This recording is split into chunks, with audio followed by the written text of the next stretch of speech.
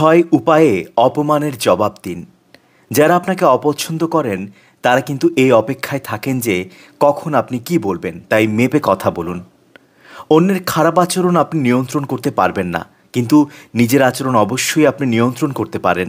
তাই যত যাই হোক উত্তেজিত হবেন না, মাথা ঠান্ডা রাখুন। কেউ আপনাকে অপমান করার চেষ্টা করলে তাদের এই আচরণগুলো দেখেও না দেখার ভান করুন। কেউ আপনাকে তখনই অপমান করতে পারবে যখন আপনি প্রতিক্রিয়া দেখাবেন।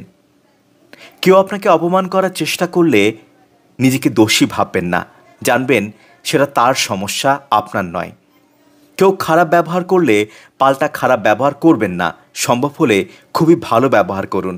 এতে হয়তো তারা একটু হলেও লজ্জা পেতে পারেন আর অন্যায় চেষ্টা থেকে দূরে সরে আসতে পারেন। যারা অপমান করার সুযোগ খুঁজছেন তাদের নিজের কোনো দুর্বলতা বা ত্রুটির জায়গার খোঁজ দেবেন না।